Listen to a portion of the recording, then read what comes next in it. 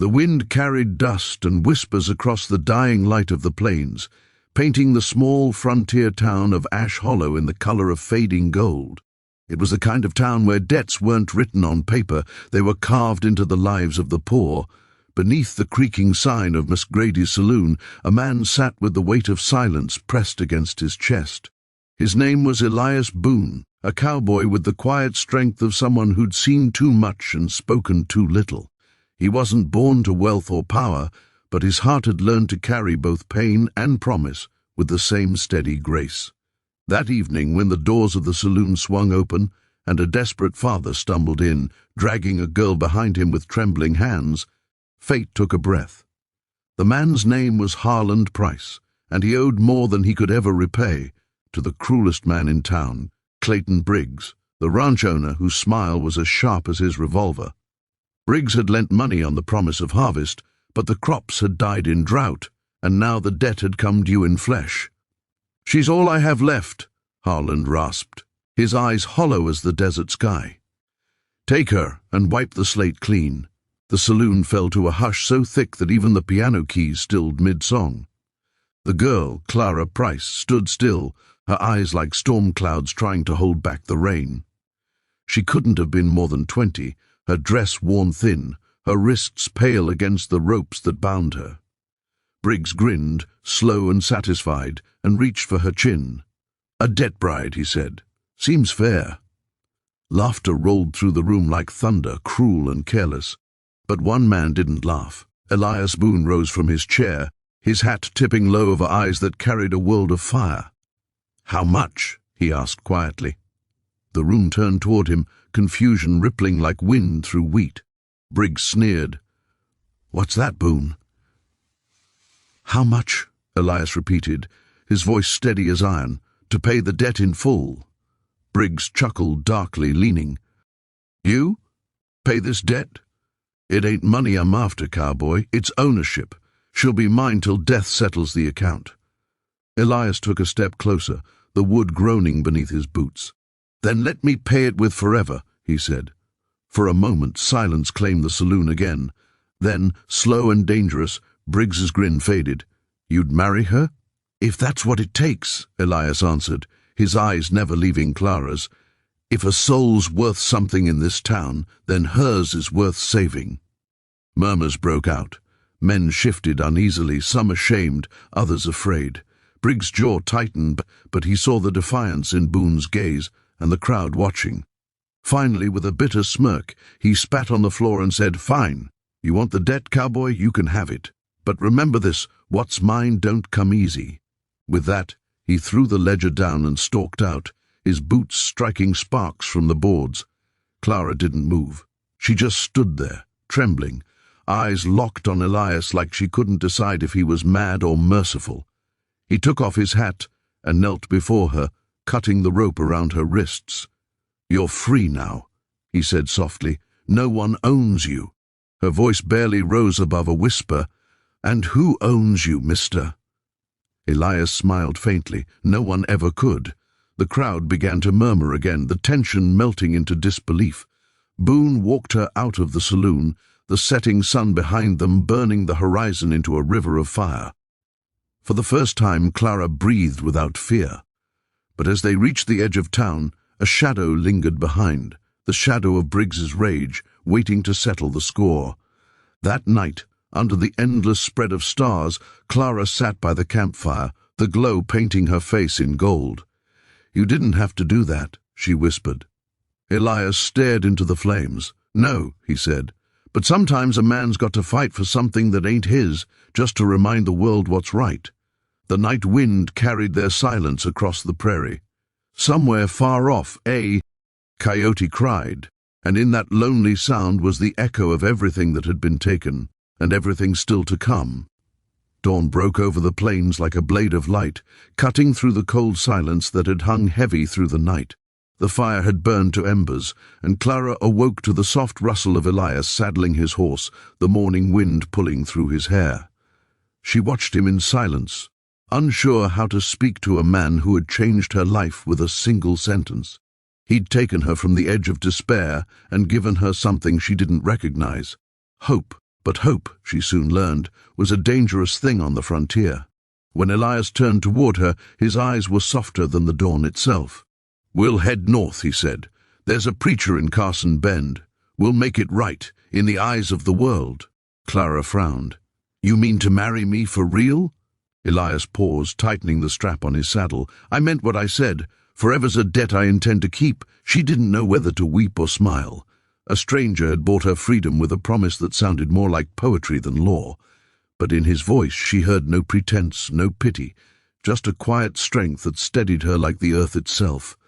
Together they rode toward the horizon, the endless stretch of prairie around them painted in gold and crimson. The sun climbed higher, and Clara began to feel something she hadn't felt in years. Peace. Yet peace, like all good things, drew the scent of danger. Behind them, somewhere across the Badlands, Clayton Briggs was stirring. Word had spread fast that the cowboy had taken what Briggs believed was his, and men like him didn't let go of pride or power without blood being spilled. Briggs gathered his riders before noon, 6 men with black hats and harder hearts, each owing him loyalty bought through fear and greed. "Find Boone," Briggs snarled. "And bring the girl, alive. The cowboy's debt ain't paid till he's in the ground." The trail stretched long and lonely. As they crossed the rolling hills, Elias told Clara stories of the days he drove cattle from Texas to Wyoming, of the nights he'd slept under lightning skies and found beauty even in the storm. He spoke of his mother, who'd died waiting for a man who never came back from the war, and how he'd promised never to leave someone behind again.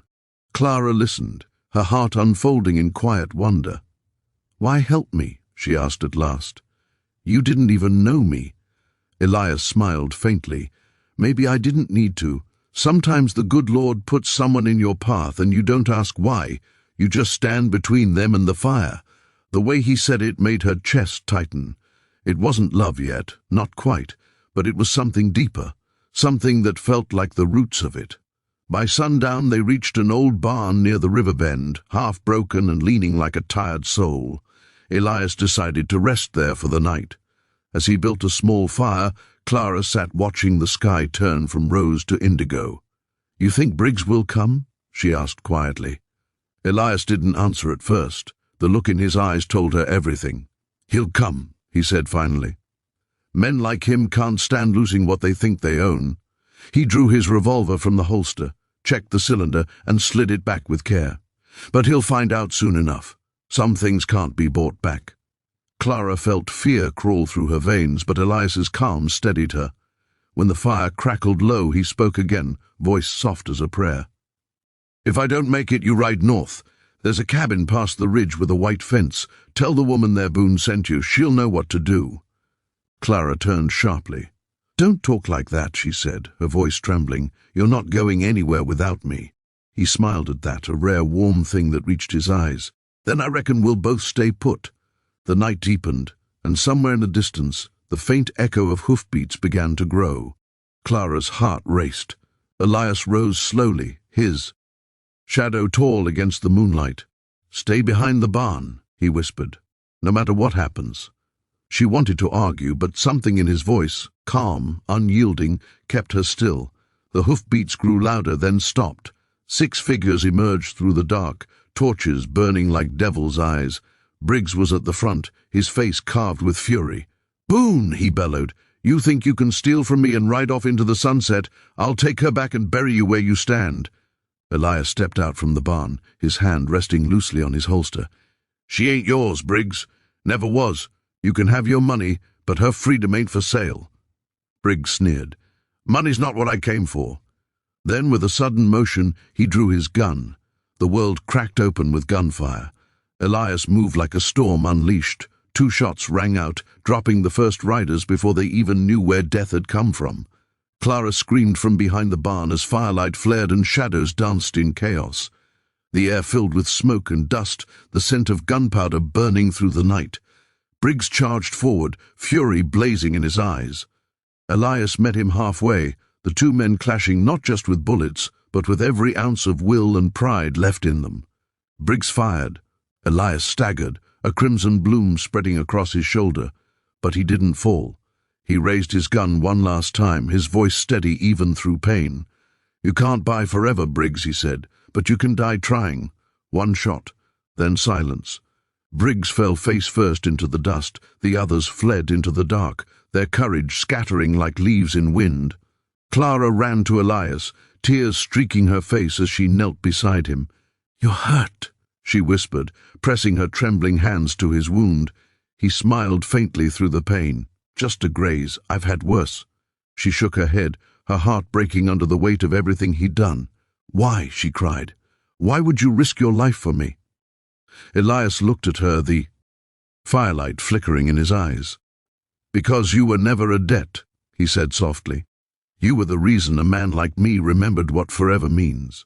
They rode to Carson Bend 2 days later, both bruised, both changed. When the preacher spoke the vows, the words felt less like ritual and more like redemption. The prairie wind moved through the chapel like a blessing, carrying with it the scent of rain, renewal after the storm. And as the sun dipped behind the hills, Elias Boone and Clara Price stepped out into a world that had once tried to own them both. Now they owned nothing but each other, and it was enough. So if you ever find yourself wandering through the old frontier towns where ghosts still whisper in the saloons and the wind remembers names long buried, you might hear the story of the cowboy who paid a debt with forever. And maybe, just maybe, you'll believe that love, when born of courage, can outlast even the wildest winds. If this story touched your heart, don't forget to like, share, and subscribe to the channel for more powerful tales of love, redemption, and the untamed frontier. Every story deserves to be heard, just like theirs.